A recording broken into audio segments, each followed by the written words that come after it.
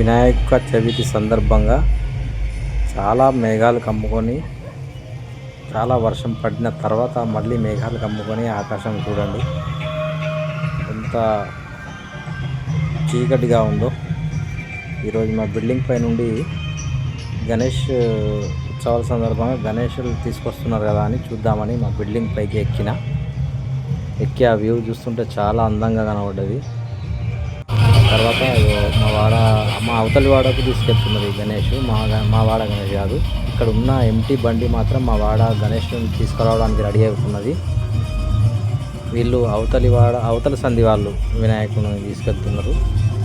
ఇప్పుడు మా వాడ పిల్లలందరూ తయారు చేస్తున్నది. ఇది మాది గణేష్ బండి, ఇది డీజే రెడీ అవుతున్నది. ఈ డీజే సాంగ్స్ తోటి గణేష్ని తీసుకురావడానికి పిల్లలందరూ రెడీ అవుతున్నారు. ఆల్రెడీ బయలుదేరిన డీజే తీసుకొచ్చింది, ఆల్రెడీ తీసుకొస్తున్నారు.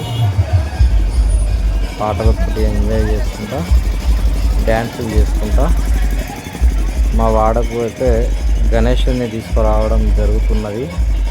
మేమంతా ఎంతో హ్యాపీగా, ఫ్రెండ్లీగా ఉంటాము. ఈ వాడలో కేవలం ఒక 3 ఇళ్ళు మాత్రమే మా ముస్లిమ్స్ లేదు. మేమందరం ఎంతో ఆప్యాయతగా కలిసి ఉంటాం అందరం. మా పండుగ కూడా పిల్లలు వీళ్ళందరూ కూడా చాలా ప్రేమతో వచ్చి నాకు విషయం చేస్తారు. మా వాడ గణేష్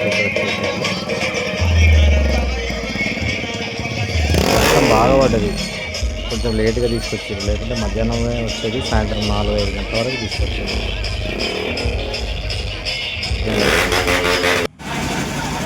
మా ఇంటి పక్కనే దించుకున్నారు. మా వాడ పిల్లలు అందరూ చాలా కష్టపడి పాపం 2-3 రోజులు కష్టపడి మండపాన్ని తయారు చేసుకొని అందరు కలిసి వినాయకుడిని తీసుకొచ్చింది డీజే సాంగ్స్ తోటి. 9 రోజులు ఇక్కడ భోజనాలు కూడా పెడతారు. ఆ భోజనాల్లో మేము కూడా వెళ్ళి భోజనాలు తింటాం. మా హిందూ ముస్లిం అదేముంటుంది, వాళ్ళు నన్ను కూడా ఆహ్వానిస్తారు. అన్నారండి అని చెప్పి నేను కూడా ప్రతిసారి నా తరపున 1000 రూపాయలు చందా రాస్తాను గణేష్కి.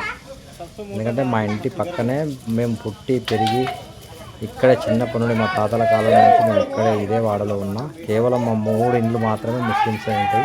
అక్కడ మాకు ఎలాంటి కులమత భేదాలు ఉండవు. అందరం కలిసి హ్యాపీగా ఏ పండుగ అయినా చేసుకుంటాం. ఇది మండపం.